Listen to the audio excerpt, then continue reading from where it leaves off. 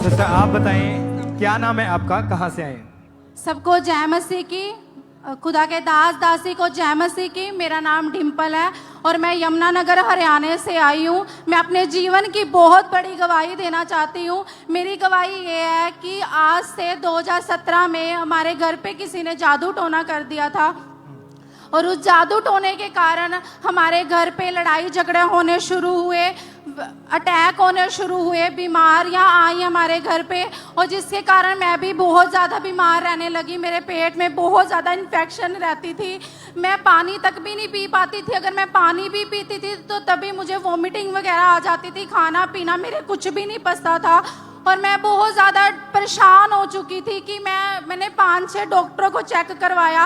मैंने मेडिसिन ली। डॉक्टर बोलते थे कि नॉर्मल इन्फेक्शन है, कि कोई नहीं, आप ठीक हो जाओगे। पर मैं इतनी ज़्यादा मेडिसिन लेके आती थी और खाती थी और मैं कुछ भी, मुझे फ़र्क नहीं पड़ता था।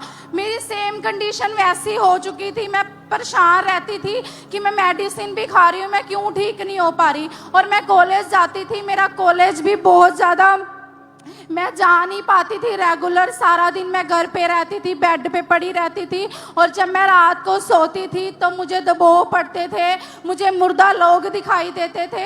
मुझे ऐसे लगता था कि कोई मेरा दम घोट रहा है। जब मैं सुबह उठती थी तो मुझे अपनी बॉडी में बहुत ज़्यादा जकड़न महसूस होती थी और इन अटैक्स के कारण ये मेरे पापा भी बीमार हो गए थे, उनको भी पैरालाइज का अटैक हो गया था।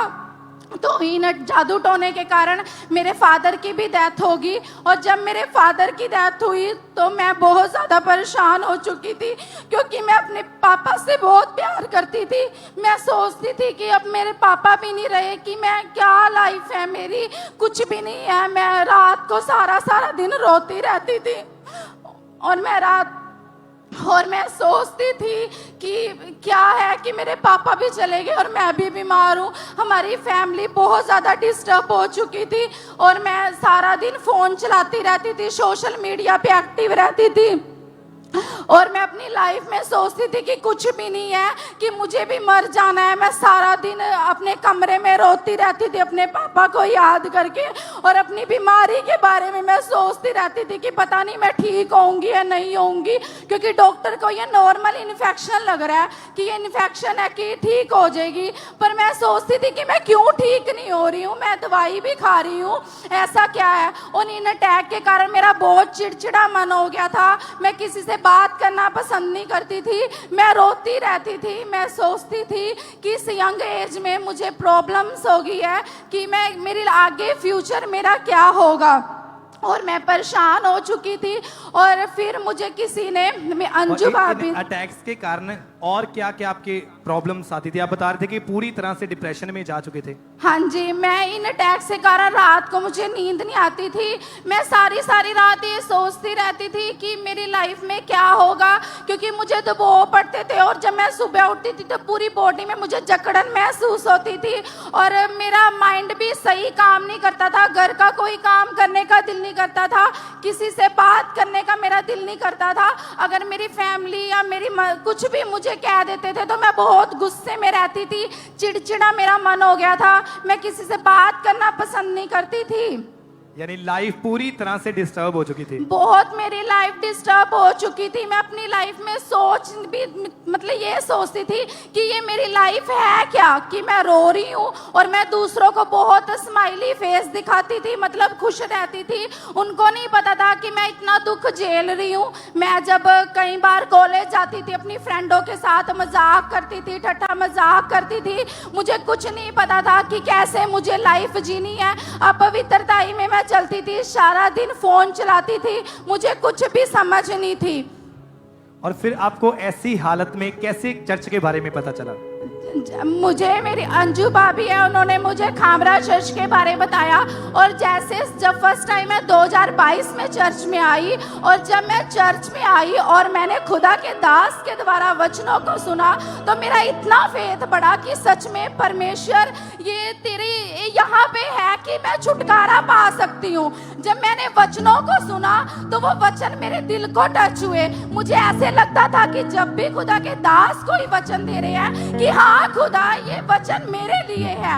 और धीरे धीरे मैंने वचनों को सुनना शुरू किया और मेरा फेथ खुदा में बढ़ता गया। मैंने विश्वास किया, मैं घर जाके भी प्रेयर करती थी, बाइबल पढ़ती थी। और मैंने एक दिन विश्वास मतलब ये सोचा कि सच में खुदा, जब तूने मुझे आज़ाद करना है तो मैं बपतिस्मा भी लूंगी, मैं तुझे अपना पूरा जीवन दूंगी परमेश्वर, मैं किसी से नहीं डरूंगी। और मैं खुदा का धन्यवाद करती हूँ कि 5 अक्टूबर और 2023 को मैं यहाँ पर आई। और जब मैं आई, मैंने खुदा के दास की प्रार्थना को रिसीव किया, उसी दिन अपने मन को चेंज किया और खुदा की दासी के द्वारा मैंने बपतिस्मा लिया। और जब खुदा की पवित्र दासी का हाथ मेरे सिर पर आया तो मैं मतलब बपतिस्मा ले रही थी और ऐसे मैं लाइन में खड़ी थी।